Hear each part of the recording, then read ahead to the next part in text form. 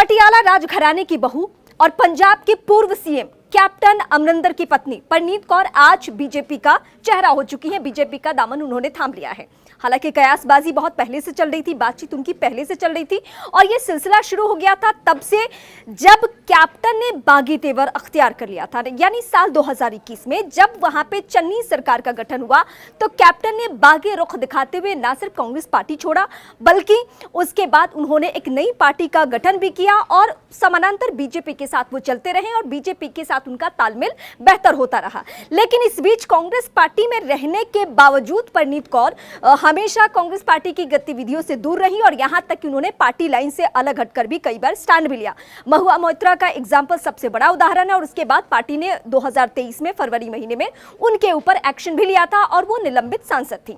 पटियाला अब वो सीट है, वो हाई प्रोफाइल आप शाही सीट पटियाला को कह सकते हैं। पटियाला को लेकर बीजेपी के दिमाग में पहले से ही एक मंथन चल रहा था कि कौन सा वो चेहरा हो सकता है और इसको लेकर बहुत सारी बातें, बहुत सारी कयासबाजी, और जब बीजेपी ने मंथन किया तो फिट चेहरा दिखा परनीत कौर का ही। और यही वजह है कि अब कयासबाजी इस तरीके की है कि परनीत कौर ने बीजेपी ने तो ज्वाइन कर लिया है, लेकिन जब अगली फहरिस्त, अगली लिस्ट जो बीजेपी की अगली सूची आएगी उसमें अगर पटियाला का नाम अनाउंसमेंट होता है तो उसमें परनीत कौर का ही नाम होगा, क्योंकि पटियाला वो शाही सीट, वो हाई प्रोफाइल सीट है जिसने अमूमन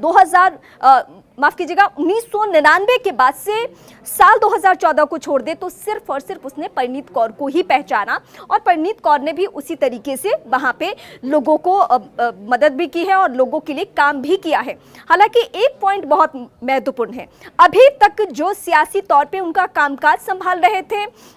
वो अभी कांग्रेस पार्टी का ही चेहरा है और इस लिहाज से अगर इस बार वो पटियाला के चुनावी मैदान में होंगी तो क्या उस तरीके से चुनावी कैंपेन होगा, इसको लेकर एक कयासबाजी है। लेकिन बीजेपी का वो चेहरा बनने जा रही है तो जाहिर सी बात है कि बीजेपी बूथ लेवल पे जो प्लानिंग करती है उसका असर हमें देखने को मिलता भी है। लेकिन बीते कुछ सालों की बात करें तो पंजाब की सियासत बदल चुकी है। पंजाब में आम आदमी पार्टी का दखल है, कैप्टन अमरिंदर का अब वो सियासी दबदबा, वो सियासी रसूख उस तरीके से नहीं है। अब ऐसे में अगर साल 2019 के बाद इस बार जब पटियाला से चुनाव लड़ने जाएंगी कैप्टन अमरिंदर की पत्नी परनीत कौर तो क्या राहें आसान होंगी, ये सवाल इसलिए क्योंकि अब उस तरीके से सियासत नहीं है, सियासी माहौल नहीं है। एक वक्त था जब दशकों की राजनीति इर्द गिर्द घूमते रही है कैप्टन अमरिंदर की, लेकिन वक्त बदल चुका है कि हम बार बार इसलिए दोहरा रहे हैं क्योंकि वो कांग्रेस पार्टी का वक्त था, वो शाही परिवारों का दबदबा वाला वक्त था, लेकिन अब वैसा माहौल नहीं है।